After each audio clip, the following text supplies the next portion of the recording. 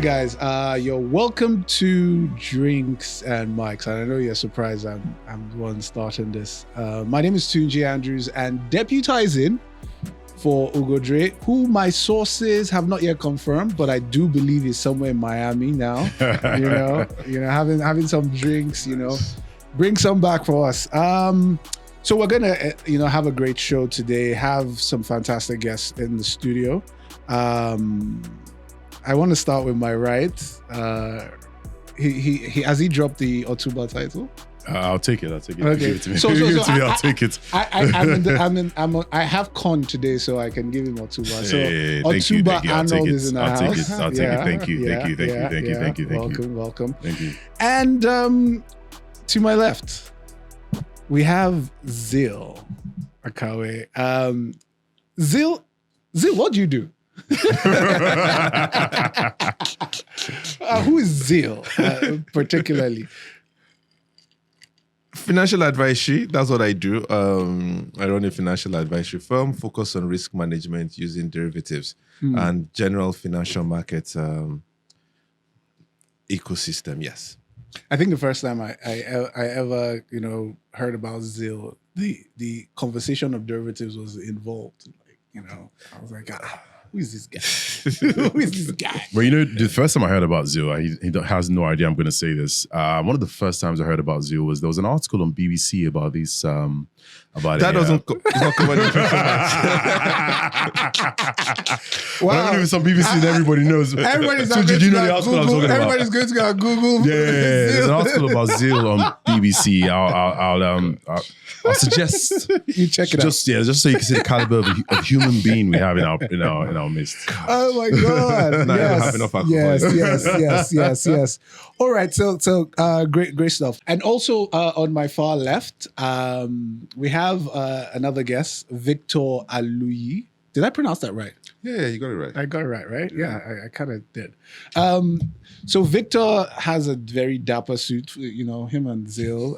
He's a gentleman. All right. Yeah. Gentleman. Yeah. So what are you saying about Arnold's suit? It's okay. Mine is just a casual day for me. Right. You can see Arnold is the golf. Let's leave it. It's like, thank so you. Victor, tell us who is Victor and what does Victor do? Well, I mean, investment management, right? Been in investment management all my life. So right now, run a firm with a partner and just investment management, trading, financial markets essentially, right? So yeah. Fantastic. So you guys know we're in good hands today. I'm going to start the show. I said I was going to start it with discussing exchange rates. I was attacked. That's not the that's not the topic. But I'm just going to read out something I saw, which of course I felt will be able to give a lot of insight to. Now, this is a story that was I picked off the Nairametrics. It says. And Zil is going to just, roll his eyes at this. So it says... No, I'm not. All right. So it says, CBN injects $197 million into FX market to boost liquidity and stability. Now, we've been having conversations around how the market has been stable for a while and how we've had a relatively stable exchange rate, maybe over the past 18 to 20 months, thereabout. Yeah. And we've continued to see a lot of people plan better around the exchange rates. Although I think it's about, or the black market is about 1,600 today or something like that. So it kind of weakened a little. Okay. Just slightly. But let's start with the conversation of Arnold. I want to start. Do you think, because we've been speaking about this for a little while. Yeah. Global macro issues. You've always felt they were going to come home, hit Nigeria at some certain point. Do you think they finally come, or this is something else? Yeah, I mean, I think they've come and they're coming. I think that, you said it, right? So we had, if you look at the Naira year to date, I think Naira is down about just under 5% this year. And a lot of the down or the volatility came when the Trump what were the Trump tantrums, the tariff tantrums started. So you had the tariff tantrums, which we've gone over and over again. It's just caused a huge volatility in global markets, global currencies, regardless of the dollar weakening, however how much is weakened this year, you've still seen Naira weaken even more. And for me, those sort of things just reveal that our fundamental issues are still there, regardless of whatever short-term vehicles might be in place or whatever interventions might be coming into place to support the currency. This sort of things always, for me, this sort of things always show the weaker fundamentals. When you see when there's a macro issue, even in stock markets, just prices in general, when there's a fundamental issue and the stock or the assets moves negatively, over time it starts to show that fundamental issues are there. So what we've seen is foreign portfolio investors flee. And this flight of foreign portfolio investors, in my view, has caused the Naira to weaken. And this foreign portfolio investors flee because of the uncertainty and drama that we're seeing in the world. Zil, is this an issue of Nigeria, or foreign portfolio investors are just scared silly from everywhere they are? I think it's a conversation that's been recurring in almost all my WhatsApp groups and almost all of them. But something I found very interesting is the way the question always comes. Okay. The conversation starts with Trump's tariff is causing instability and uncertainty and a lot of volatility in the global market. Yeah. And we see oil prices are crashing. And the stock market, the US stock market lost, I can't remember, 5-6 trillion. And the Asian stock market lost this number of trillions. And commodities are crashing. And I know it talks about how the Trump policies are creating global market instability. Yeah. Mm-hmm. Then the very next question they ask is, so what's happening to the Naira? And I'm like, the Naira is in the global financial market, right? It's also a victim of, if the Naira stayed stable, I would think there's something wrong. Everything, oil crashed almost 10%. What am I saying? Almost. Oil crashed about 15%. Had a huge crash. Okay. Now if you understand how some of the foreign portfolio investors manage their portfolios, is they have triggers. They have country risk triggers, they have fiscal triggers, they have budget. They have different things that cause a trigger that causes them to take a decision about stay or leave. Now, one of the key triggers for Nigeria is the oil price in relation to your budget price. Yeah. Now, we're running a deficit budget, and our budget price for oil this year, I think, is 73 or 75, right? Now, oil price falls 10% below your budget. What that implies is that whatever deficit you have is going to be larger. And they say to themselves, is it worth taking a risk? Especially seeing the recent past of 2 years ago, how things played out. And some of them have that trigger and say, at this point, let's leave. Which is okay. That's why they are portfolio investors. We understand they are not here for the long run. The other thing a lot of us don't really realize is there's this general misconception that it's a flight to safety. Not always. A lot of the portfolio investors are leveraged. So they've borrowed money to invest somewhere. They get a trigger, they have to repay the loan. They are not taking it from here to go and buy some other asset. They are liquidating and reducing their overall exposure because it's a leverage trade. And all of these are very normal in the market scenario. What then happens is your price adjusts because of the supply, the demand-supply imbalance. The price adjusts, they leave. Once they've gone, the price normalizes again. So it's a normal, in my opinion, it's a very, very normal spike that would settle over time. So permit me to play devil's advocate here. Do you think that there is a, so in my view, sometimes I think that in the journey to really hasten our reforms, we opened up our FX market too quickly and made it too free for these guys to come in because we were really in a hurry to be seen as Nigeria is okay, everything is fine. Do you think there's a better way that this could have been handled? Because I always have the view that when a country is reforming, Should close up. They should close up as much as they can whilst they fix everything in, so they don't open themselves up to the world, because the world is a very, especially in this period, right? So do you think that they rather than give it a free float, but managed floats, or just something that, do you think there's a better way they could have handled that? Because we all knew to a degree that, we all know America sneezes, the world catches a cold.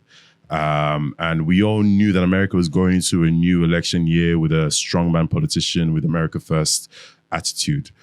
So to a degree, we all sort of felt like that we're going to a global, we're walking into a world that is seeing the dollar is different, and walking into a world that is a bit more volatile. So with that sense, do you think there was a better way for everything to be handled so we're not so exposed to this volatility that we're in or oncoming? I would like to throw it to Victor. Also, Right. I wanted to add. I wanted to add to it too. Yeah. There's a certain notion, and this is what he said about the triggers. So it lacks emotion. Right. There's no nuance to it. It is, once this happens, I leave. Once that happens, I leave. Yeah. Now, it begs the question, because there was a story maybe about 6-7 weeks ago. We had foreign portfolio investors coming in. They were coming in batches. It looked like we're attracting good guys, right? Does it feel that exercise was not what we should have been doing, or was it great at the time? I think it was great at the time. And the truth of the matter is that if you really dimension it, like to Arnold's question, I don't think that have been a better way to have done this, right? These were reforms that should have happened a long time ago, right? These reforms were long overdue. So it only made sense for, you to sort of hasten things up, so to speak. Again, if we had not, moved as quickly as we did, we'd probably be in a worse situation now, right? So I think that with respect to the timing, with respect to how quickly they needed to move, it was a result of what you call policy inertia. It's held on for too long. We should have moved on currency much earlier. We did not move that. Whether the administration didn't have the the lever or the mind to do it is another thing entirely. But then again, you get to a situation where you had to do this. I mean, if you cast your mind back, we had all kinds of stories about where reserves were. Yeah. At a point, it felt like we didn't even have reserves, right? So it was a case where we needed to move on this. And like I said, if we had not moved and this situation hit, it will be worse. It will be much worse. So what happens when things get worse? So I have this doomsday theory that I've been working on for a while, that the world is about to go into a place of serious super uncertainty, where you can see that there's a huge change of attitude towards US dollars as the world FX reserve. That exorbitant privilege the US has enjoyed. Everything is changing. You can see central banks are doubling their gold. You can see that the world is changing, and what happens.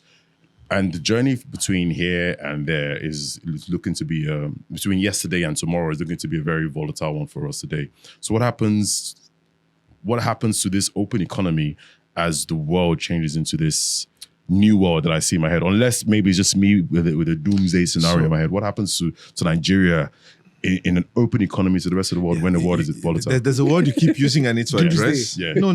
I mean, doomsday, we've all been there. When you say open economy, I need you to explain what that is so that we're on the same page. Okay. Because as far as I know, Nigeria has exchange controls. We're not an open economy. So when you say open economy, you know what you mean. Yes. Okay. So I when I say open economy, I subscribe to the the IMF juice, which is, you have this free-flowing FX, free-flowing markets, pro-markets. We don't have that. Okay. So, you're just explaining that to me now, because my assumption is we had. Because you have all these FPIs coming in and out whenever they want to. No. Okay. So, what we have exchange controls, right? Okay. Which implies there are controls on how you access foreign exchange. And once you have controls, you cannot have freedom. Interesting. They exist in opposite dimensions. Yeah. Okay. So we don't have that. What I understand by free economy is what you're explaining. You can come in and you can go out freely. We don't have that. Okay. And how you know is that anytime you want to take dollars out, you have to go through a process. Yeah, sure. You have to fill a Form A or Form M. That is the control. So we don't have a free economy. So the concept of we opened the economy and it put us in trouble. We did not do that. Okay. So I just need to put that. But isn't it slightly, maybe the word is freer, right? It's Compared not. So to- nothing has changed regarding policy of the freedom of the in and out of the economy. Now, I think what Arnold probably refers to is the if you will, FX reform, right? Yeah. So maybe we shouldn't have done it yet, so Yet, to speak. yeah. So it's not necessarily a situation where we now opened up the economy. So that move where we were at 700 and they decided to Yeah. move, Okay. maybe that shouldn't have happened. Is that what you're referring to? To a degree. So, I mean, the move was huge. I mean, it's just if I can touch on the move was huge. The move was needed, probably someone might say, but I'm referring to more what Sio was implying, that it's not as free as, in my mind, I think it's free as, when you look at going in and out of the developed markets. Okay. So now- it's just interesting to see. But also with this CBN interventions, FX interventions, it'd be interesting to know whether that's also part of the controlled scenario that you. So just to be clear, also, is it an intervention? So as you're Yeah. answering Zeal, let's just go. Yeah. And I was going to ask that, but I get. So I would Because I know he doesn't like the word intervention. Yeah. I don't understand the word intervention. It's not a Okay. dislike, it's a lack of understanding, Yeah. genuine lack of understanding. But I understand what Arnold is saying now. So if you need to cast your mind back a few years to understand and for me to explain what Arnold is talking about. We had 2014 into 2015, we had 1, 2, 3 major crises that affected us. Okay. One was the suspension of the central bank governor at the time in 2014, which is not good for markets, right? Yeah. And then we had 2015, we had the general elections and a change of government, and then a crash in oil prices. And then shortly after all these events, by the end of 2015 into 2016, we went into a recession. Yeah. We all remember that. Yeah. Now, we did not manage that recession as well as we could have. We had all sorts of issues. And then we went into a foreign exchange crisis.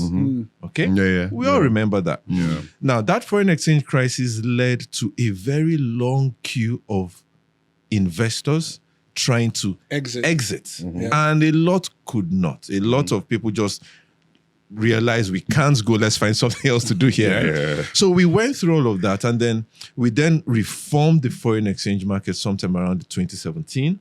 And then the currency moved very sharply, 150 to 160 to 199 to 285 to 360. It actually went to 550 first before it and then recalled to recalled, 360. And then 2017-ish, 2018 stayed at 360 and was stable. And then things started looking normal again. And just as we're about to say, let's kick off after 2 years, unfortunately for us, COVID hit.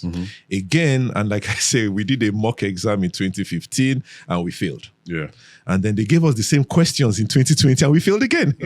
So 2020, we then went into this crisis again of foreign exchange. And a lot of people that had just come out of the crisis realized, I don't want to be caught in this again. Yeah. So you had a lot of exits or attempted exits, and a lot of people couldn't leave. So the net flows into the economy was hugely negative. Yeah. Net foreign investor flows. IMTO flows went to near zero. No, everything flows. The flow dynamics of the foreign exchange market was totally disrupted. We started getting out of that early last year. Okay. Okay. So what then happened was not that we changed policy. We had distortions in our market. We started fixing, as a country, fixing those distortions. As you fix distortions, it's like a water system. When you have a hose and the hose twists, Yeah. it starts to leak in all sorts of places. Once Before you do it, once you straighten the hose, what happens? The flows come out. You've not changed anything. So as these countries started fixing those distortions, flows started coming back. So it's not that the natural economy flows. got freer or anything. Just people realize, okay, this country, they've gotten their act together. They are back on the right track. They know what they are doing. Maybe it's a good time to invest again. We raised interest rates to curb inflation. The raising of interest rates also attracted investors who had a long-term view. So all of those things happened that attracted investors. It's not that the economy was open. They all came in. They still had to go through the process of getting the documentation, getting their CCI. So there were controls in coming in, which are fairly light, so that when you want to exit, you can go. So it's the correction of the distortion that attracted flows. It wasn't a change in the exchange control dynamics of this the country. this feeds right into our next topic. And Victor, I'm My going drink to is almost done. Yeah. Can't discuss Nigeria without alcohol. Victor, I'm going to come to you. It talks about JP Morgan warning investors of rising risk for Nigeria as oil prices fall. Yeah. So the story basically talks about JP Morgan urging investors to exit long positions in Nigeria's automobiles, warning that global risks driven by falling oil prices and renewed trade tensions could deepen Nigeria's macro vulnerabilities. Yeah. This is still the same conversation, right? Pretty much. I mean, To Arnold's point, shouldn't we just be closed up at this point? so do we have what it takes I'm playing devil's to be advocate. closed up? Because I saw that smirk. You So saw that smirk, it's fun. For you to be talk as you. to be closed up, I mean, you've got to have some serious ammunition. It's like, Yeah. there's war going on and you don't want to come out, you want to stay in your house, right? You've You got have to to have some stockpile. proper bazookas so that if people come through the Yeah. door, you are blasting them. We don't have that, unfortunately. So you literally, same war scenario, you literally need that neighbor to, hey, pass me that Glock, pass me that next round. You need that, unfortunately. And then like I said earlier, if we had done these things earlier, I think we'll probably have been able to build a bit more buffers. Now, it doesn't say that it would, alienate us from what's going on right now, but I think we'd have been on a stronger footing, so to speak. Like Zil said, we started to fix those distortions last year, and it just felt like, the world, please give us time. Yeah. You understand? Right? Give us time. And then coming into this year, even without, all of the chaos with the whole tariff tantrum, coming into this year, the sentiment was that oil was going to be a touch softer, right? You had this guy that had won the election in November, and you knew his stance on oil, right? Wow.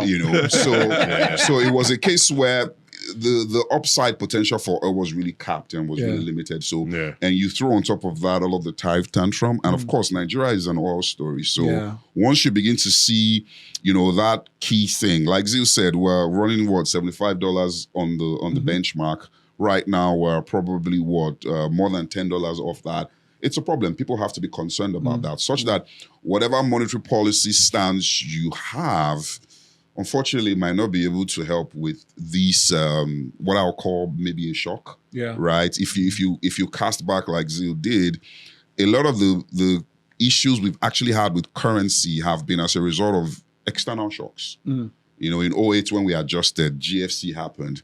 And in 2014, like you talked about, you had all of that issue. Oil prices collapsed, COVID, and then we're having this. So again, what it tells you is that, we're still highly susceptible and very vulnerable to external shocks. We haven't built the buffers that allow us to just say, hey, you know what? I mean, for sitting on 150, 200 billion reserves, we can decide, okay, let everybody chill, we're good, right? But we don't have that. And the capacity to build that really rests squarely with oil and what's happening with oil. So that's the bit of a challenge that, we have right now, unfortunately. Zil, plan B. Shouldn't we have had like plan B, C, D right now? Like just bring it out from the archives. I've always asked that. Plan B on what? On this scenario? On any, so we do know. So if you ask anyone that is studying economics, maybe a 100-level student, would know that global shocks can affect Nigeria, right? So I expect that the president and his people would know and expect such things, right? And I believe he has a very smart team around it. Shouldn't the country have, or is there a plan that we just do not know? Answering that question is very dicey because from what I know, what we've executed as a country over the last 4 to 6 weeks was Plan B. What was that execution? Yeah. What you just read out, what you called an intervention, for example. So that was Plan B. Yeah. So I would give you some ideas on what goes on. Did people expect Trump to come in with something unpredictable? Yes. A plan B would be something along, a very good plan B would be something along what Victor said, have 200 billion reserves. Now, how long will it take us to get that plan B done? I don't think 4 months is enough. I don't know what you think, all the devil advocates. I really doubt 4 months is enough to get 200 billion in reserves. Let me ask you now, with the JP Morgan notes asking foreign portfolio investors to sell Nigeria, almost run helter-skelter. Does it change your outlook on the Naira? But wait, I need to also point out that JP Morgan, there's this conversation around them opening a permanent office in Nigeria. So it does feel like they are long Nigeria. So I don't understand this Omo conversation. Okay, that Omo conversation, if you don't mind, for the benefit of those who only know the headline that has gone around the media, if you don't mind, could you do us a favor? I read it deeper. And read paragraph 4.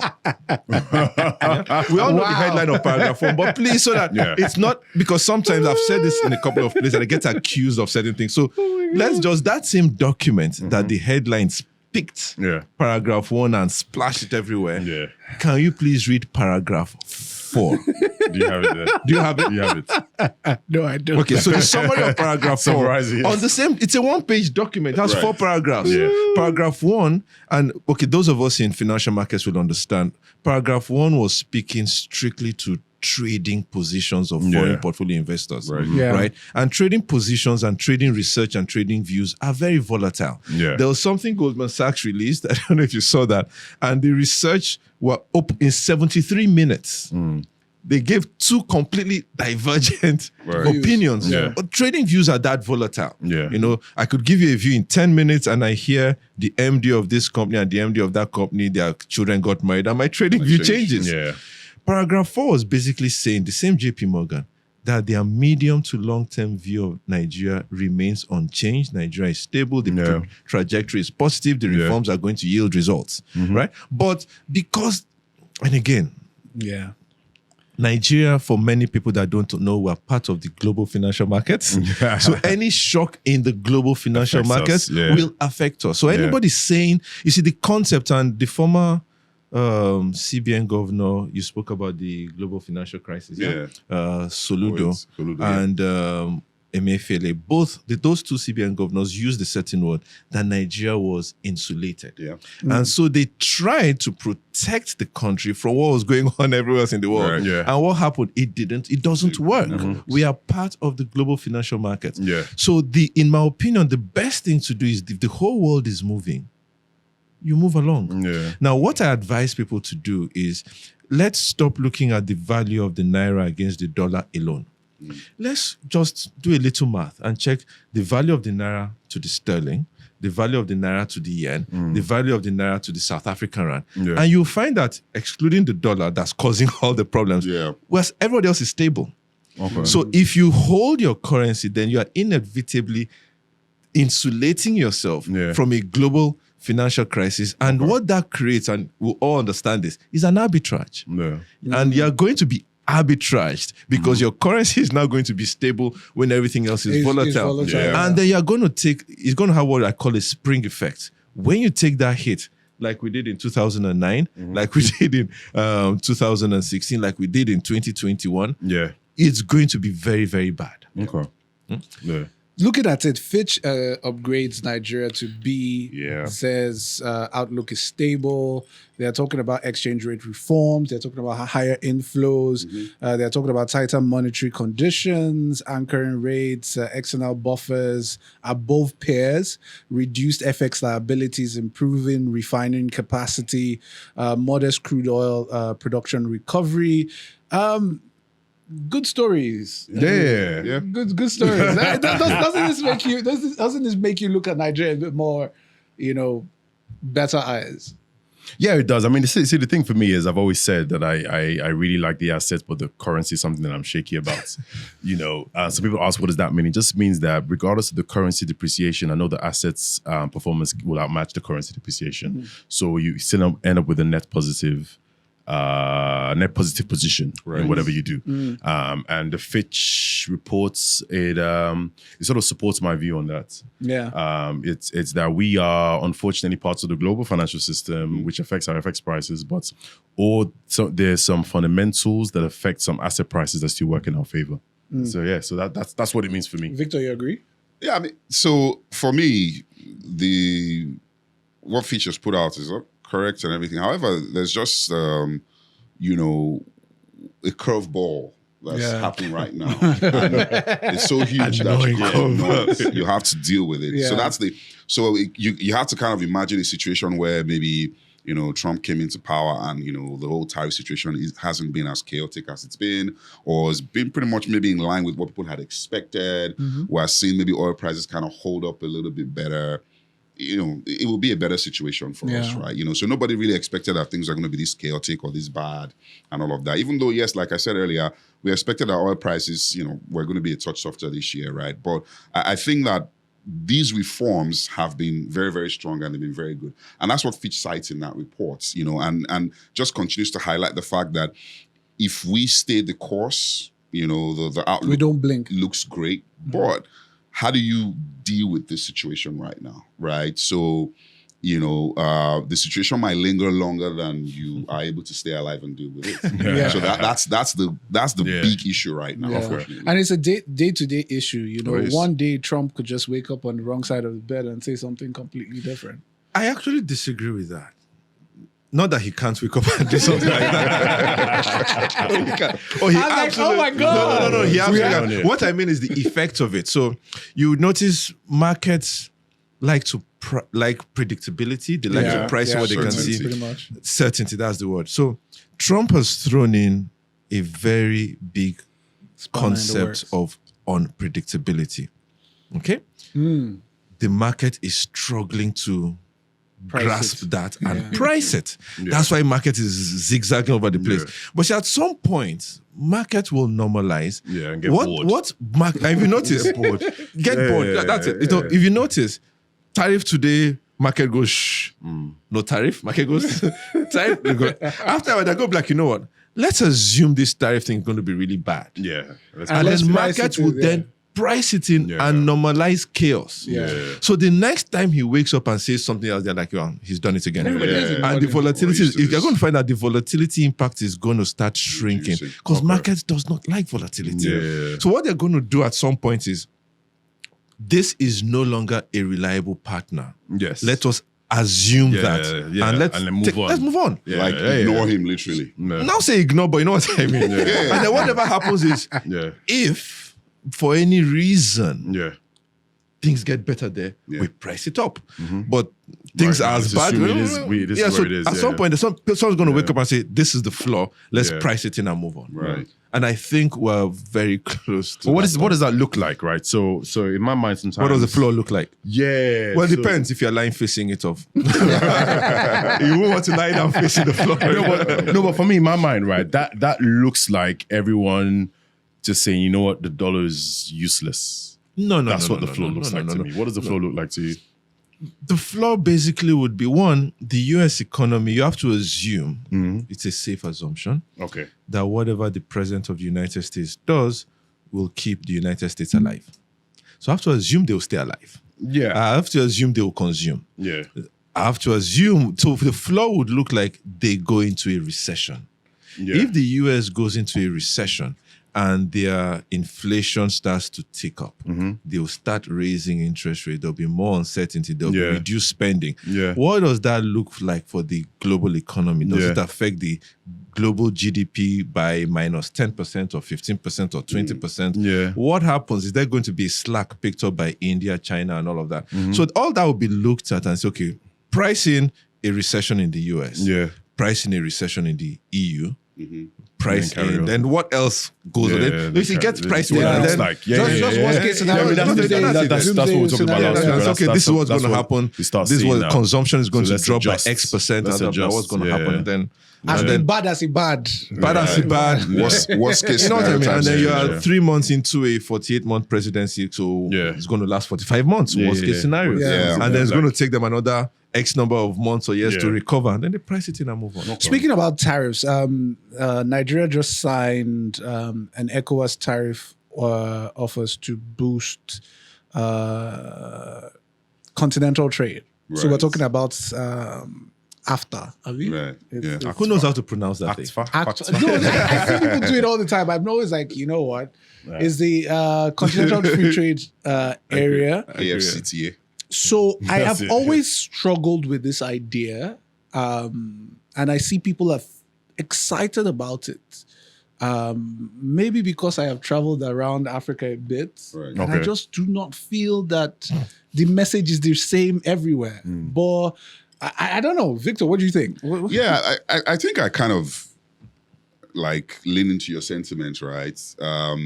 If you look at the data, it also kind of supports what you're saying. And again, that's pretty much the reason, they've had to come up with this Continental Free Trade Agreement, because it's kind of funny that we really don't trade amongst ourselves in Africa, right? Yeah.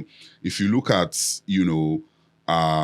Nigeria, for instance, I think our top, trading partner was China in 2023. If you add all of the trade we've done with Africa, or we did with Africa that year, it's probably around maybe 60-something% of what we did with China. Alone. So you're wondering, so what are the issues? What are the concerns? And there are a lot of things, within Africa. For instance, we still don't have borderless travel in Africa. Yeah. Right. There are certain places you go to. It's visa on arrival. Even with that, the bottleneck getting into that country is always, ridiculous. Yeah. And so you're wondering, how do we resolve all of these issues? So these are some of the concerns, unfortunately, that we have to deal with. And in a time like this, where we're seeing all of this tariff tantrum, Going on. where it seems like countries are, sort of like regionalizing, if you will. So you're seeing Chairman Xi on a trip to Southeast Asia, has been to Malaysia, has been to Vietnam. It's a case of, guys, let's bond together, leave these guys. People are huddling together to do things. So it just also means that Africa has to think about what it needs to do, right? To trade more amongst itself and be able to derive whatever value that we can within the African continent. And if we're unable to do that, it then, like Arnold says, just opens us up to the world where we're not really getting anything, so to speak. So it becomes a very, very difficult situation for us, unfortunately. So let I me would ask- have loved to go into that Yes, conversation. so I want to ask a question. But Arnold, wait. Okay, no, because Ask this the question, but I this want to is- ask you something. Oh gosh. Okay. No. I Hold your want to ask you thoughts. something. You do some work in Nigeria, some work in Ghana. Okay. And this is just countries that are very similar in Right. a lot of things, and they are, almost next to each other, Yeah. basically.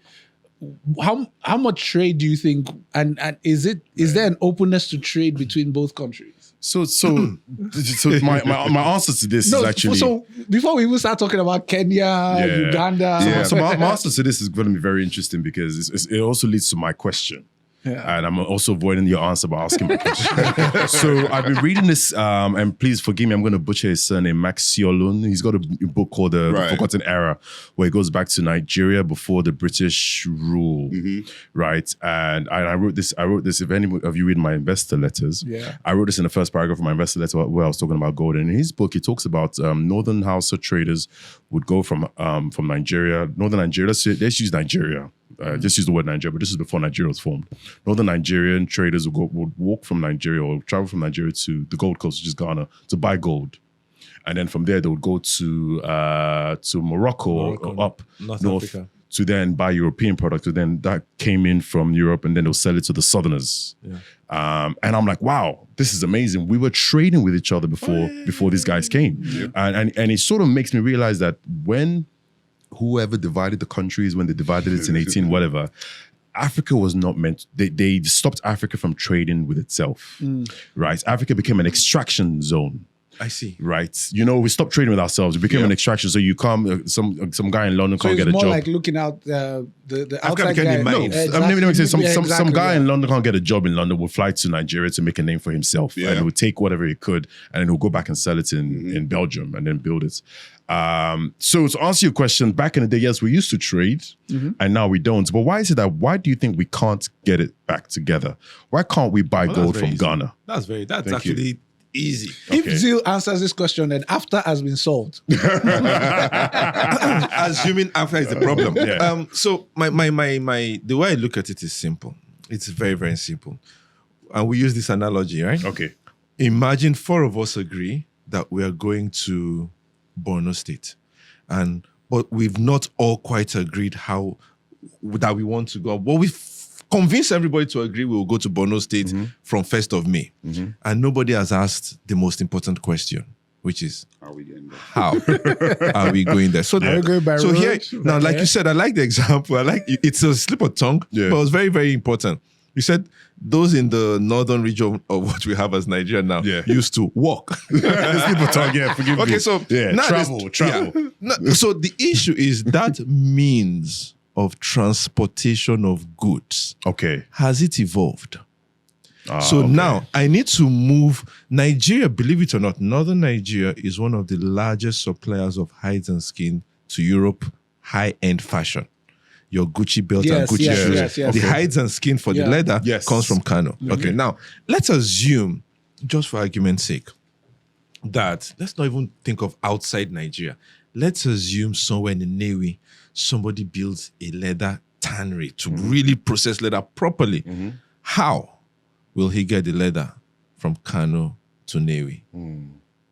Truck? Really? So the whole idea of trading is one, we cannot Wi-Fi or Bluetooth commodities across borders. They have to physically move the logistics. The road, rail infrastructure across West Africa. I'm not talking Africa. It doesn't exist. No, but there's so this I need whole to get West African highway that's been built from Ivory Coast to... Have you driven from here to Ghana before? Have you driven from here? So again, it's not a highway. Goods and commodities do not move by road. They move by ship or by train. Now, the question is, Ethiopia has this and that. We need to move cotton from Nigeria to Ethiopia. How? We've signed an agreement. They said, you know what? No tariff. Great. Okay. What you mean now. And we all agree. No tariff. Okay, great. How? Nigeria will buy 100% of all the cotton you produce. Or our breweries in Nigeria are interested in substituting and doing maize instead of wheat, blah, blah. And we say, okay, you know what? Some guy in Sudan can produce all the maize we need. How do we get it? No tariff, no nothing, no visa for your car, right? Well, just tell me step-by-step logistics how from A to B. It gets from A to B. Saying this thing, there's an African country I went to that we had to go to Qatar first. Wow. We had to go to Qatar, then the country. I'm not surprised. As in, throughout the entire trip, I kept asking the question, why are we going here? And those things that tell you where the plane is. Because I'm looking at the map and I'm like, So you think the answer is infrastructure? So I think the agreement is we need it. Don't get me wrong. But I think it is premature before the infrastructure to actually move goods. Okay. And let me give a simple example. I don't know if you're aware, let's assume our refinery in Kaduna started working magically 100% up. I'm not sure we know how we can't get crude from the Niger Delta there. To the north. Interesting. So there's some things we can. We move tomatoes. We move tomatoes by truck, for example, and that's why our crop post-harvest losses are so high. How the simple? You see them, all the petrol tanker where they've stacked baskets on that. I'm thinking, do we have rail? Yes. Does the rail work? No. How? So let's forget after whatever. And just say within the country, how do we move things? And that's it. So you can't trade without physically moving. But Victor, I've always thought about it as my issue with Africa is always I felt that Africa as a bloc we generally have divergent ideologies about how to run an economy. Right. You see the same thing in Europe, but by and large, they agree on at least half of the things. True. So they're able to come together. I think we generally are very diverse in a lot of things as a group. That makes it more difficult to come together to agree that, okay, we want to build a highway from here to here. You bring 10 naira, you bring 5 naira, you bring 6 naira, let's put it together. Yeah, I think the heterogeneity of the African... I mean, if you look at Nigeria, for instance, before the British came, we had, several kingdoms. Yeah. So people had different ways of doing what they did. So I think that still kind of permeates into society today where there's a deep lack of trust, Yeah. right? You, just like Zil said, we've all decided we're going to Bonu. Somebody's saying, which Bonu? You are who? But yes, I agree. Before we I said, went there, that was what I was going. saying. But it's fine. Like, you are who? Yeah. And why in some other cases, like, I'll take flights. You people come and meet me there. That's it. So there's a deep lack of trust, and if you even look at the political institutions we have, it's it can be a lot better. I think for the lack of a better word, it can be a lot better. Yeah. So those institutions are, parameters that can help midwife these sort of things, but they're not strong. We don't have them, So, and like Zil said, of course, the infrastructure is there as well. So I think the heterogeneity of our society, if you look at Nigeria alone, if you look at the Southwest, you have, all kinds of different cultures there. Even within the Yoruba nation, for instance, you have all kinds of, if you go to Ogun State, you have Remo, you have Egba. When it comes to the crux, the differences between these people come out. Yeah. Right? So Exactly. Yeah. You just... But regardless, we still traded with each other back then, even with the differences, right? Yeah, but we had different, but we had trade... things to offer. So we whether it was so let me tell you what I think. I don't know if I don't know if I agree that difference in culture stops trading. It doesn't stop trading, but I get the point is because we're trying to treat Africa as a single entity. I think that's what he's pointing out. Maybe we should understand that. I'll give an example and using cities. I have a good sense if you want to go into the tech world, you're going to if you were to go to America, you set up in Silicon Valley. Okay. I don't think anybody wants to shoot a movie and go to Houston. They would go to Hollywood. Yeah. I'm not going to be an oil expert and end up in San Francisco or New York. I'm going to end up. So they have carved out areas of expertise. Right. What do we call it? Competitive advantages. Yeah. You have a competitive advantage. For whatever reason, you have it. Yeah. In Africa, we seem to want to do everybody wants to do everything. Okay. You know what I mean? So before the British, we had the Gold Coast. Okay? The Gold Coast has not stopped being the Gold Coast. Yes. Has it? Yes. But what have we done to develop the Gold Coast as a Gold Coast? Not very so much. We should all come together and develop. You have not really. No. For look at Nigeria, for example, we know our oil is in the Niger Delta region. Yeah. By now, the Niger Delta region should have had 10 refineries. Yeah. I spoke somewhere regarding oil and gas, and somebody from a parastatal in Nigeria was, I won't say gloating, but they were very proud that in Nigeria we have 5,000 to 7,000 kilometers of pipeline, moving products and all of that. And I said, I know that in Texas they have 500,000 to 700,000 kilometers of pipeline, and we have 5. So we have not even developed our own interconnectivity, ignoring culture and all that. Just we have this product here, and this is how this product moves. Let's focus on develop. We haven't even done that. Yeah. So, and then if you look around Africa, Botswana is known for diamonds, right? I think they're still. I'm not sure they still have their own stuff. They still the bears still The bears. how many? But you get my point. I don't call different. But we know between Ivory Coast, Nigeria, and I think Ghana, we probably produce 30 to 40% of the world's cocoa. Where do we process it? Nowhere on this continent. Nigeria again, Ivory Coast, 3 or 4 countries produce a good portion of the world's cashew nuts. Do you know where the world's highest cashew nut processing entities are? Vietnam. So we produce raw cashew nuts, and we'll ship it to Vietnam. Vietnam processes it and then ships it to America. And then we go to America and buy it. So when you talk after, I would say, so those things we have not concentrated and said, this is a competitive advantage we have. Invest in it. And then let's grow it from there. So moving on quickly, Nigeria's headline inflation rate surged to 24.23%. I cannot join this conversation. In March 2025, according to data released by the National Bureau of Statistics on Tuesday, this marks a significant increase from the 23.18% recorded in February 2025, demonstrating the persistent pressure on household incomes, rising food prices, and the broader cost of living across the country. Now, I'm not very educated, but an increase from 23.18 to 24.23. Victor, help me. It's just It's in the numbers. the price pressures are there. Yeah, it's in the numbers. Can't run away from it. But what? So I'm trying to see what exactly the price pressures are that happened that were significant in that month.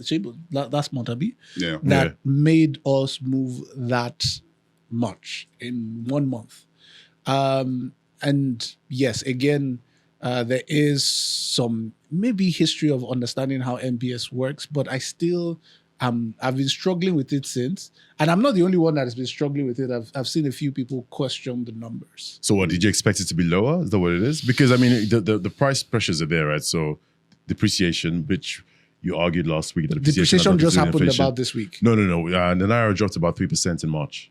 We had a 3% appreciation in March. We that's have not a lot energy to- costs, increase in energy costs, no, in March. And then, so the price pressure is there. It's there. I might be the only one Yeah. here because I do know that, yes, Zio needs to top up so we can actually talk about agricultural supply harvest. You know, what exactly happened? What exactly happened is the confusion for me. Right. What is that significant enough? But is the to- full report from MBS out yet? I think so. I haven't think so, seen yes. it on I think so, Okay. yes, Yeah, yes, it's out. The it's full out. report is out. Okay. It's full report is out. It's and you know we have to really question because first of all, you know, the rebase did bring us down to 23%. Which was a beginning conversation. Zil and I had this conversation before it came out, and my conversation at the time was I did give some what was the thing again? I said some things that Zil was like, it's not our issue. I like to, again, it is the general, you know how we normalize some things that are incorrect and we just carry forward. Yeah. Inflation did not come down from 34 to 24. okay. The method of calculating inflation changed. Yeah. And the new result was 24. Because some people have almost everybody has interpreted as inflation dropped 1,000 points. I'm like, no, it did not. They just, now what I've said publicly and I would say again is my expectation of NBS would have been either publish the old alongside the new so you can form a trend.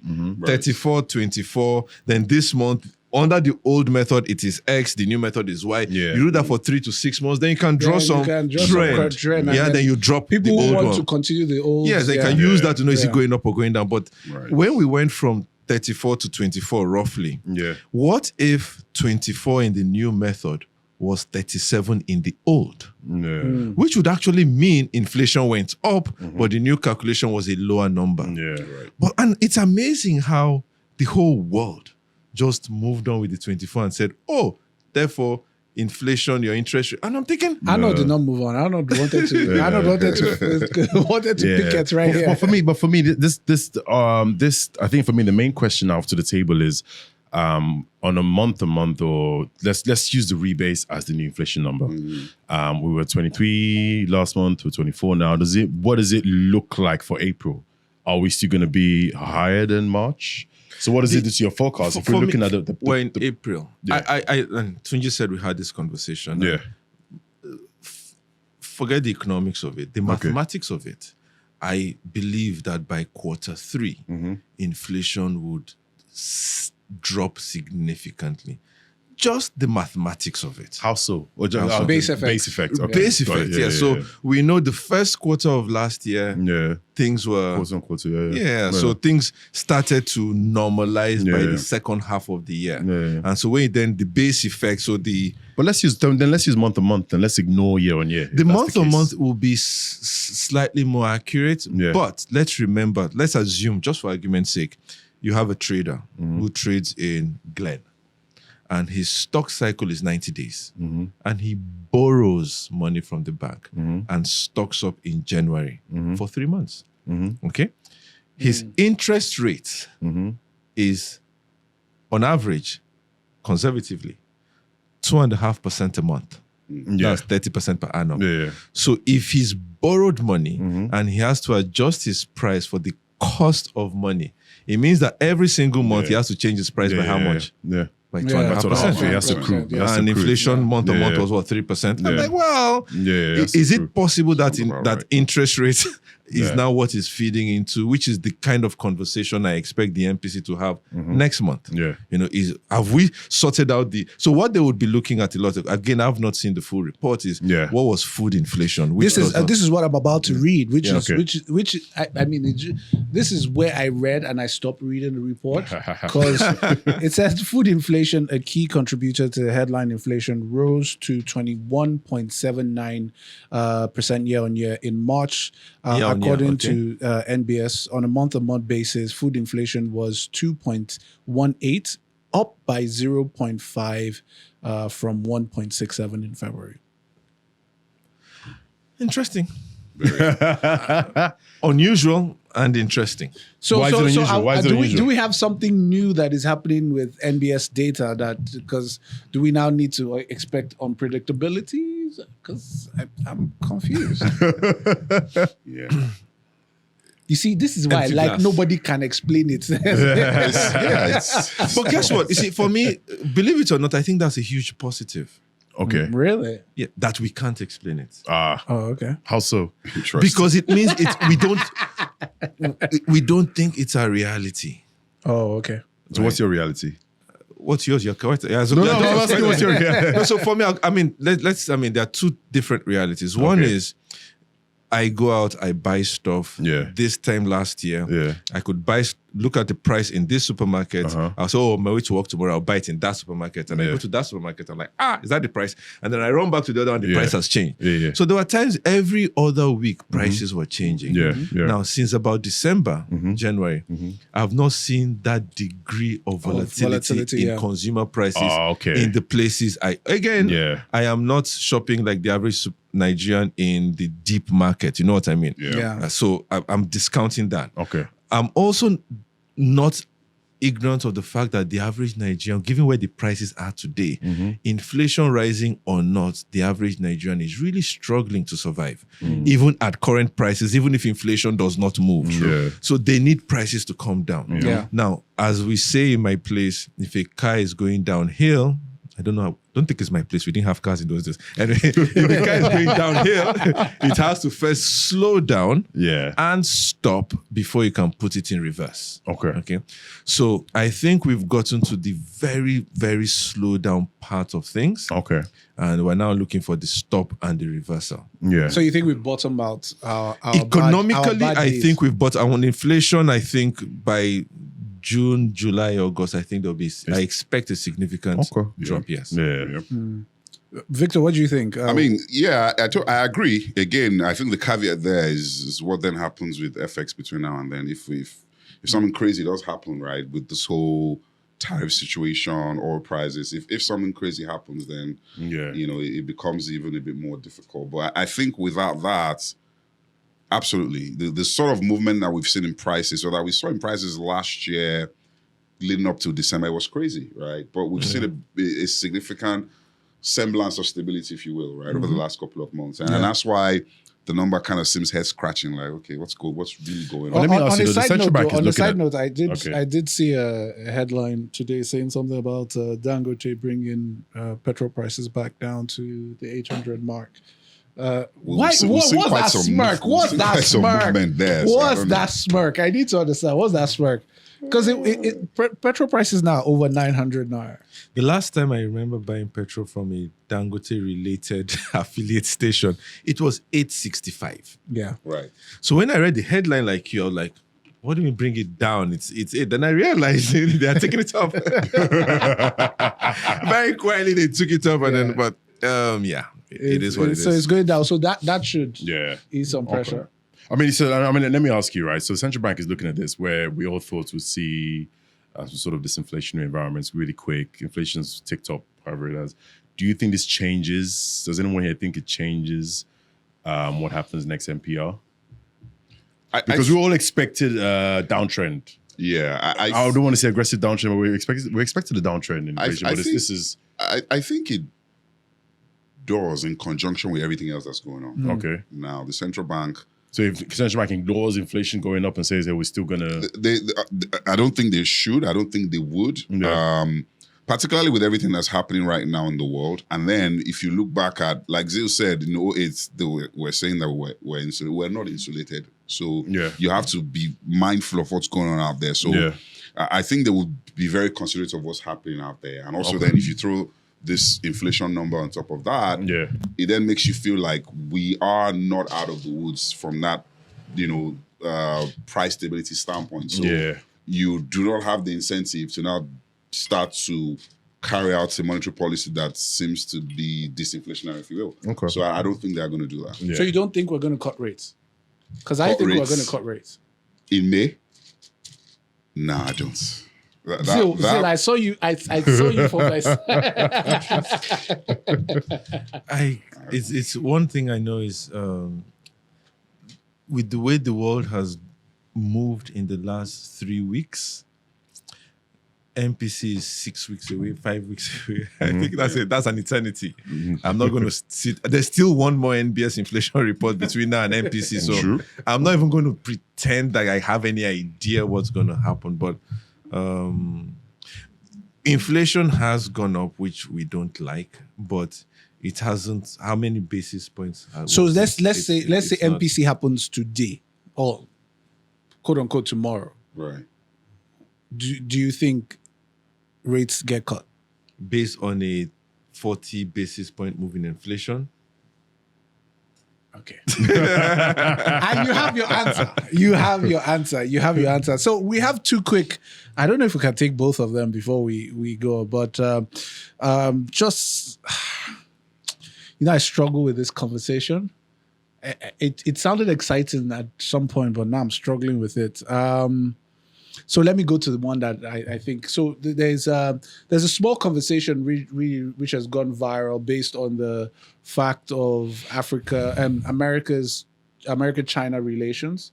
And this has blown up on TikTok. A lot of, Chinese manufacturers, showing the factories where all these luxury high-end goods are made from. And they're like, this is where they make them from. You buy them for $10,000. They make them here for $223, and you can buy them here, And, it's got a lot of people questioning because there's one particular brand which actually puts it on its material that the bags are made in France.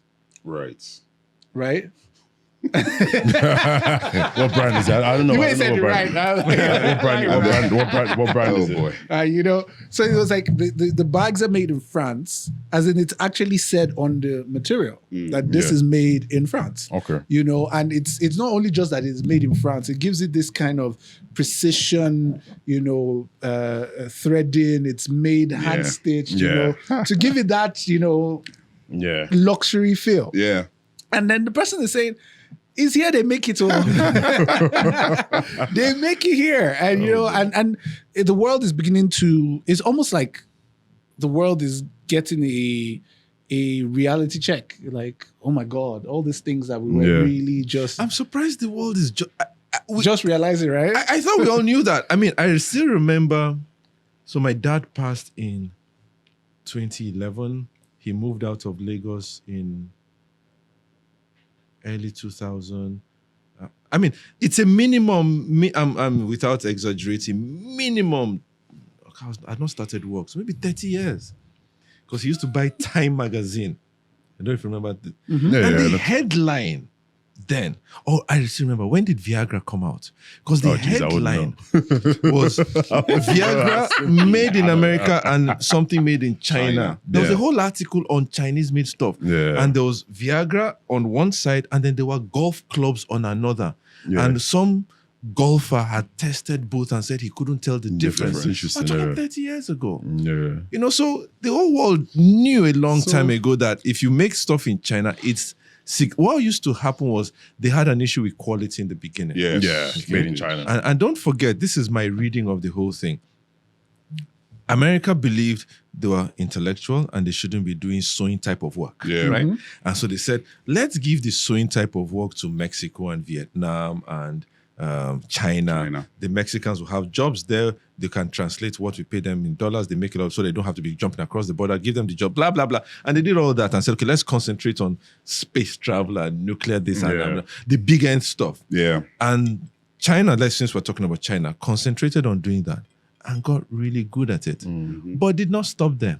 Started making machines as well and got really good at it. Yeah. And now they compete America in the low-end stuff and in many high-end stuff as well, outcompete America as well. So they've now squeezed America that whatever you can do, we can do too. Not just that we can do it, we can do it at a fraction of the cost. Yeah. Because minimum wage in America is what? $10, $12 an hour? Yeah. Okay, so whatever you're doing, and let's just assume something takes 10 man-hours to produce.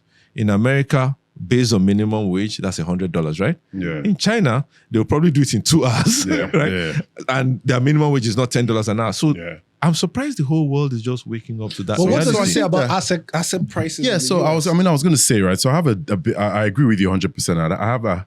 I'm trying to articulate this now. So give me a minute, because I have a slightly deeper take on this, right? So, I think that the beginning of the end of the empire is the realization that US assets are overpriced, and then the end of this empire is implosion of this overpricing.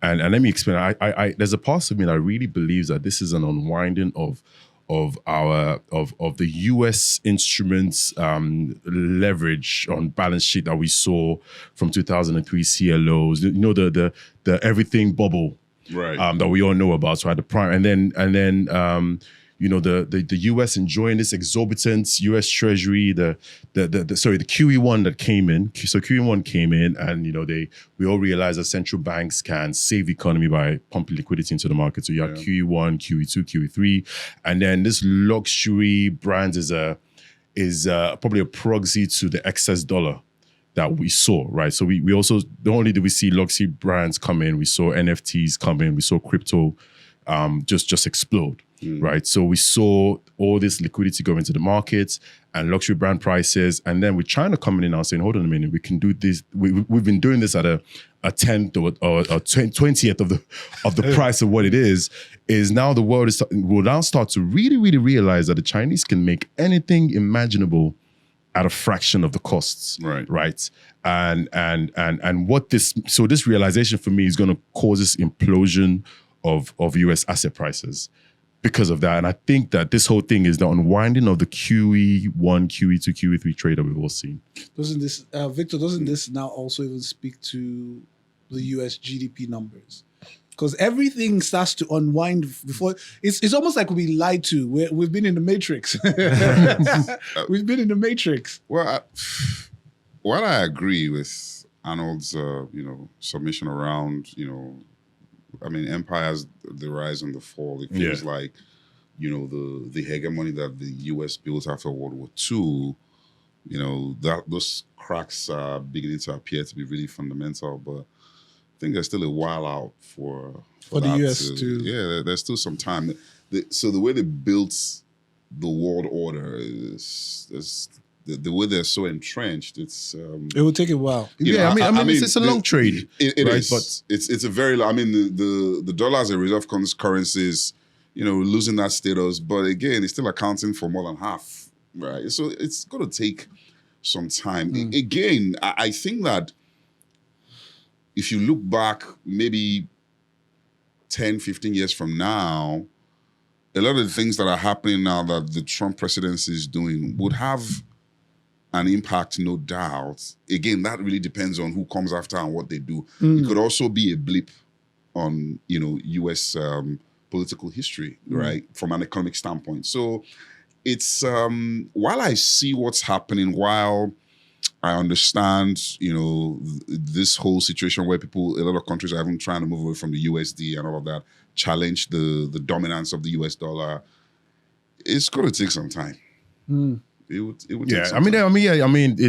These things they take some time, but for me, we can see the play out now. Yeah, it's beginning to. For me, when I started thinking of the long gold, I was going to ask you something. Okay, all right. China doesn't seem as excited as making their currency the reserve currency. Don't they? They don't feel. It doesn't feel like they are. How would it feel if they were? No. So every time I've heard a China, any other country swap conversation, do you know the amount of effort and time and investment they put in to make their currency a part of the SDR? Yeah. And they did. There are only 5 currencies. Theirs is one of them. You know, they created a whole new currency. They had the CNY, which is used mainland China. Yeah. And then they Offshore. but they had exchange controls, and they didn't want the contagion of stuff to affect mainland China. So they then created an offshore renminbi, CNH, which is traded and settled in Hong Kong, different from CNY. And they did this over a period of at least 20 years. So they've been doing all of that. Yes. Being a member, they have their currency as part of the special drawing rights of the IMF. So there are steps to being a reserve currency. So what does the world look like with the world replacing the US dollar for the No, I renminbi? think a lot of people ask this question. I don't think it's going to be a replacement. I don't think China is working towards a replacement. I think sometimes all you have, I am in sales my whole career, banking, most of my banking career. And one of the key principles in sales is never allow your client seek an alternative. Okay. Be a one-stop everything. The moment they look out and they see, oh, there's value there, then you've lost half your business at least. Yeah. Okay? You probably lost everything because they do not realize, it's even and cheaper. So I don't think China is looking to replace. I think China is looking to be a viable alternative. And all people have to realize is, I don't have to do this. I could do that. Yeah. I'm not saying don't do this. Yeah. I'm just realizing, and if you look at the transaction dynamics and trading partners and trading volumes and all that China has, and the investments that China has in the countries that they're trading with, you will find that, so if China says, you know what, let's trade in my currency, it would not be inconvenient. So I don't think it's a replacement, or we're going to junk the dollar, like Victor said. Nobody's going to, I don't expect anybody. Like someone said very famously, the end of the Stone Age was not for a lack of stones, right? The end of the oil age will not be for a lack of oil. Yes, we didn't throw oil away. Just some other things. Continue doing what you're doing. Just that the percentage of people and things going on outside there just keeps increasing. So I'm getting eyes, but I have to ask this question. So we were talking about the issue of luxury end goods, Right. US, French, Italian luxury end goods made in China. One of the issues we've always had with Nigerian producers is consistency in quality. Right. So you buy 3 shirts from a Nigerian producer, and one has the hem doing this, one has this thing doing that. I know because I buy Nigerian goods, so I know it's weird that you buy the same exact cut, the same exact size. One is just right. The other one is slightly too tight. One is slightly too big. So the thing that keeps rolling through my mind is that if China has a machinery that allows the big high-end producers, make from there, why are we not taking advantage of that? To at least create some sort of market for ourselves. Nigeria? Yeah. Are we? But you just talked about how you buy from the Nigerian. So again, it's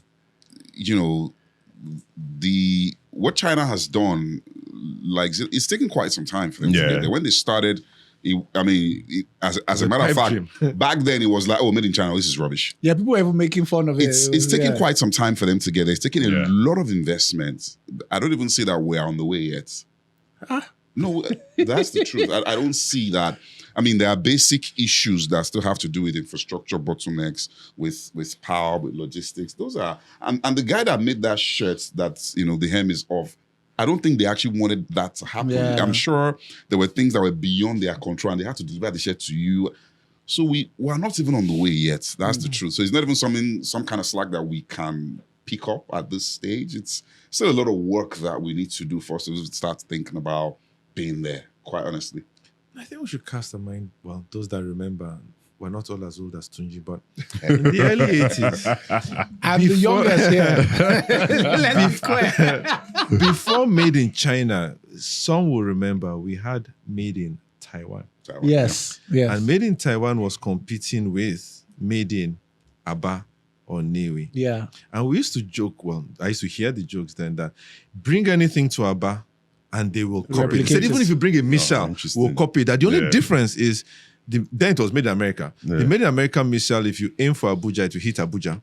The made in Aba one, you aim for Abuja, it may end up in Cameroon, but it will fly. You know? Yeah. But you see, Taiwan, China, Aba were at some point at par. par. Yeah, with each But other. there was a deliberate investment there Yeah. to upscale. Yeah.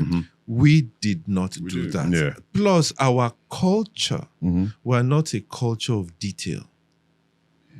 We're not a culture Yes. of detail. We're not a culture of maintenance. I mean, I've been to places, random stuff. Somebody comes and mops the floor. And I know I tell them, I said, come and stand and look at the floor you mopped from this angle. You just see swishes. Yeah. There's no attempt to actually clean the floor. Yeah, 100%. Yeah, Now you're you right. give that Yeah. person a sewing machine. What do you think he's going to do? Oh, well. He's going to be gisting on his phone. Attention And, to Yeah. That culture of detail, Detail. we've not built it yet. Meticulous. Yes. Yeah. Yeah. Anyways, so Let me rephrase. We don't have it yet. Yeah, right. Yes. Don't have It's it not yet. widespread Don't enough. have it Well, we yet. can. It's not too difficult to get. Absolutely. Yeah. and it's in too many things that I know we could do a lot better in. Yeah. We could do a lot better in, but yeah.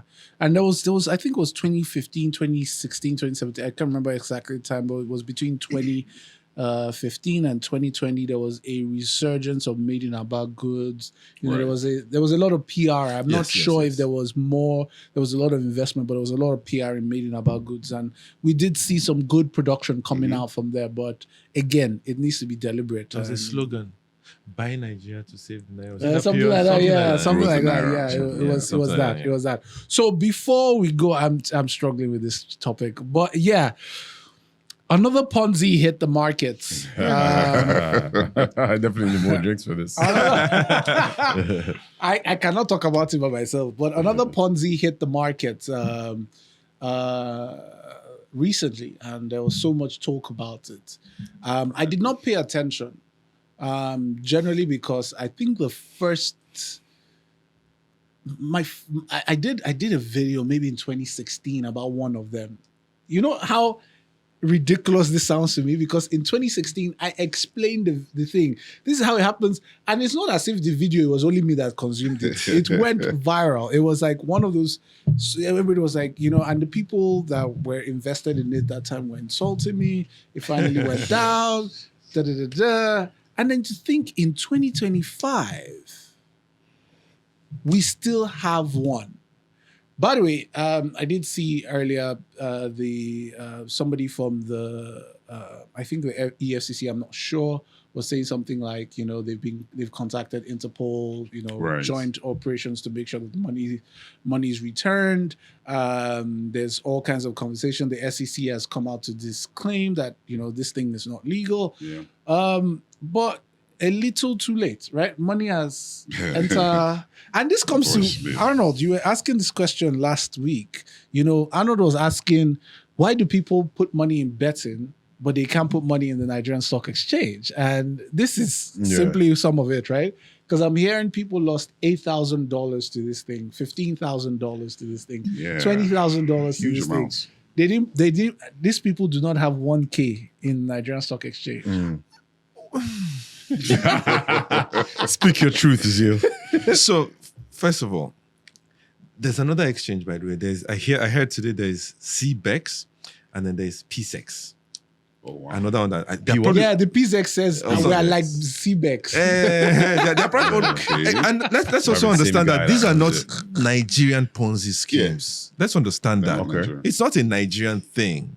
They hardly ever are. It's not. So it's not just Nigerians that fell What for you it. know, Nigerian thing is that someone else comes and No, creates it's it, so- a Somebody takes a it's a franchise. platform. Platform you So can access it. it's a global It's a platform? global Yeah. platform. Oh, I didn't know So Because it's a not lot the of Nigerians. Nigerians just No, the reason a lot of Nigerians okay. got onto it, that's why we Okay. think, is because we're Nigerian. Right. Somebody in Ghana is probably saying, why are Ghanaians doing this? You know, so it's, we don't know the Ghanaians. Okay, I had no idea.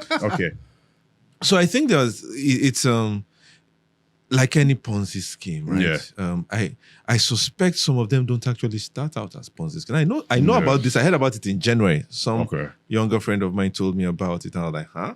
And they told me what they used to do. They get there's a Telegram group. Yeah. You get there's a signal you get, and they tell you, take this position, do this, do this. It's futures, right? You take the position, 10, 15 minutes, they tell you close it out. You close it out. Is that what it is? Yeah. And then you make, depending on how much you put, depending on capital, you make anything. This friend of mine was doing maybe $30, $40, $50 a day. So what futures are you trading? They explained it to me. I didn't get that. Okay. So $30, $40, $50 a day. Yeah. Every day they were doing it at, if I remember correctly, 2 p.m., 5 p.m. Yeah. So you're trading signals. No, they'll just tell you, hey, it's time. Do this now. You quickly buy this, buy that. And then after 15, 20 minutes, sell. And it moves a few pips here and there. You make it into money, $5. Okay. And you do this. And now imagine someone that's been doing this every day since January. And making 10, 20, 50, they've accrued over time. Over 1 month, consistently, you make $10 a day on maybe $500 capital. What do you do? In your stock market, you call it leverage. You leverage yourself $5,000. Then you start doing $100 a day all of February. And you take your money out. Yeah, of course. Then in March, you do $10,000. And at the end of March, guess what? You take your money out. Then April, you're like, you know what? Let's go. Let's sell the children. So talk me through. Is it that the platform just took the money, or the signal stopped working? What is it? Because I had no idea. Withdrawals are suspended. You can get your money out. People then panic and again, playing devil's advocate purely on the assumption that the platform had a genuine glitch, where withdrawals were not allowed, and it just suffered from the run on the platform. You will not survive a run. You can't. Well, you should, because you're not. So I guess if it's a trading signal platform, then it's not a Ponzi scheme, is it? That's the point I'm making. Once people lose money and are unable to get their money in Nigeria, it's a Ponzi. It's a Ponzi. It's just a label that's used. Okay, can't get my money back. Okay, I understand. Okay. I'll show you after the show. I have shares in a company that I checked. It's gone up, I think, 2,000%. Okay. Nigerian stock? Can't get money out. Is it because it's a liquid? The stock's illiquid? Yeah. Okay, but that's not a Ponzi. Why? It's regulated. It's on a regulated exchange. That doesn't help. There's just no liquidity, right? Yeah, there's so many stocks that we have in that situation. There's so many companies. I won't list any, but there's so many companies that we buy on the exchange. What you're saying is it's mean possible that you put your money in a proper market. For whatever reasons, market related, you can't get it out. A liquidity issue. Then how is this any different from that?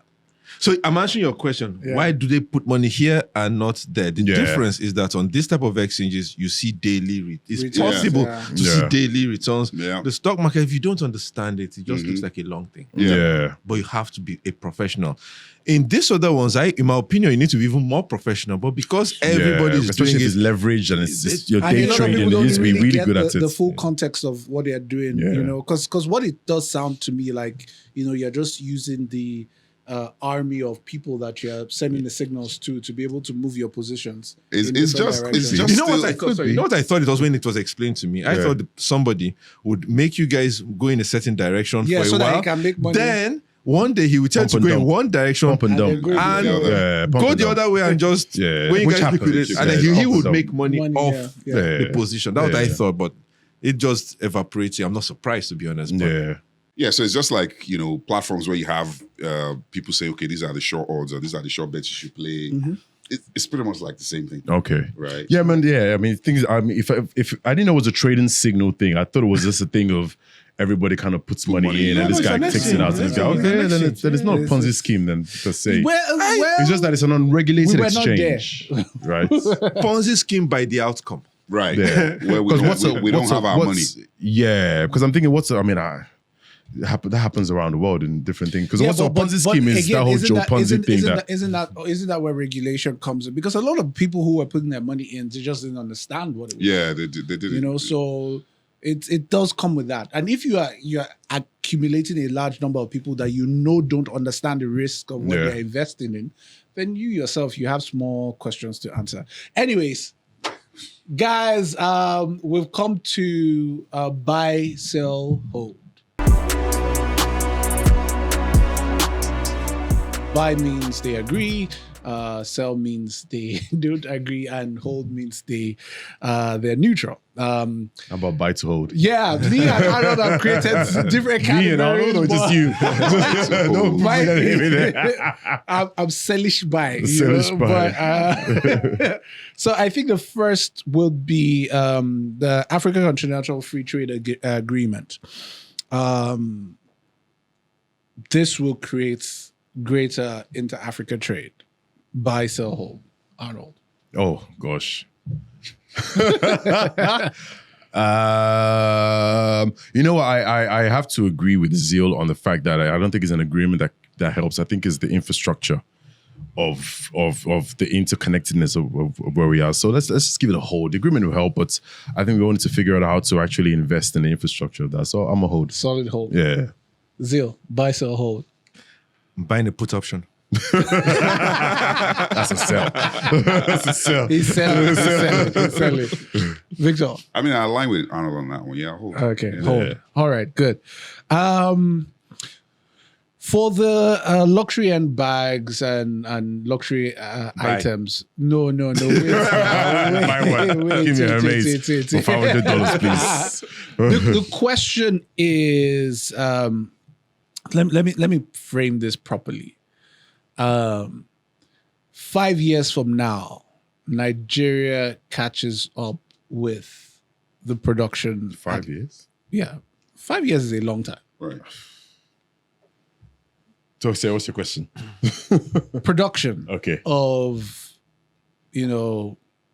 garments, things that are related to, So- bags. Oh, wow! It's not. So, as in, we allowed- get to that level Yeah. of where China is? No, No, no. maybe not China, but at least to the coherent, steady level of producing quality goods within Nigeria. Why are you asking it that way? Making me look bad, but sell.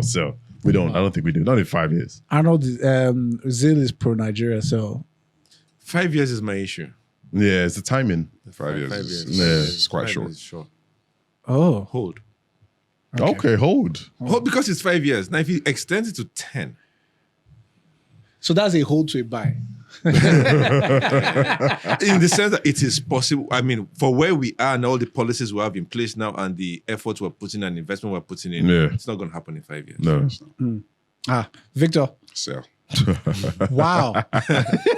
How about you? How It looks about as you? Where if are Victor you? has How about bought you? a How lot about of you? made in Nigeria goods. How about you? How about you? Yeah, we're made in How Nigeria. about you? Yeah. I'm a solid sell. Okay. I'm a solid sell. I'm just committed to buying made in Nigeria. So whatever they give me, there's sometimes there's a shirt I just bought that was the same size with the one I bought last. And about 4 in that set is like very small. Zara has the same issue. But But do you know in Ethiopia, interestingly, a friend of mine who lives there traveled there, stayed for some time, came back. He said that when electronic products, wiring and all that, when he wants really good quality stuff, that they give him the made in Nigeria stuff. Oh, interesting. Really? Interesting. Yep. Wiring, fittings Oh for no, but wiring we're good. I think with fittings wiring for electronics, sockets, plugs, all those things. wiring Yep. particularly, The wiring, high-end stuff there is made in wiring Nigerian stuff. particularly. That That's this should be Yep. noted. Yeah. Wiring in Yep. Nigeria Yep. is really good. All right, so March MPC. March. May MPC. CBN cuts rates. Buy, sell, hold. Let's start with Zeal on this one. No, we start with you. We Let's start start with with you. We you. start with you. Most likely hold. You hold. Yeah. Okay. As in they hold. As in hold to hold. Sorry. So they cut rates. Buy, sell, hold. They cut rates. I mean, sell means they don't cut rates. Yes. Yeah. Sell. Yeah. Hold. I don't know. Hold. Not that they will hold rates. I'm You're neutral. I'm neutral. You're Yeah. neutral. Okay. I need Victor, to what- see what next do- month. Sell. Sell. So sell they hold. They Yeah. don't. Sell they don't. They don't yeah. cut rates. Interesting. Yeah, you. No, Ugodre never used to. I'm sure you never asked him. We're asking you. No, we always did. He always refused to answer. So inflation numbers. I think that's the final buy, sell, hold. This is we're a bit in a limbo, right? So post rebase, number comes down. Next month we go up by 1%.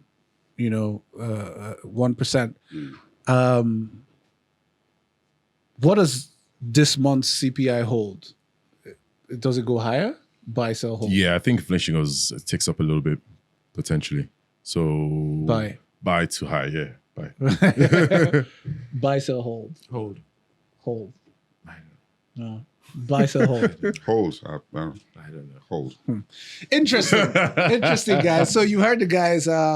We've had our drinks and mics for today. Please, again, the comment sections.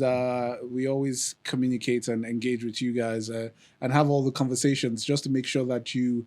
And the fantastic thing is that there are people with all kinds of takes on what we talk about that come into the comments, and outside the guys that say I'm foolish and all those guys, I love you, by the way, but aside those guys, there are people who bring in the very solid takes on what we're discussing, and it just kind of shows you that we should have a lot of the people in the comments on the show. So yes, please go into the comments and do comment. Let us know what you think about, and let us know what your buy, sell, hold is also. But also, before we go, I need you to say your buy, sell, hold on Zeal. I am for sale. That's a And good your buy, price. sell, hold on Victor. So guys, thank you very much for coming on the show. Cheers. Of course, cheers. Sorry. Cheers to an empty glass. Cheers, guys. Cheers. Cheers.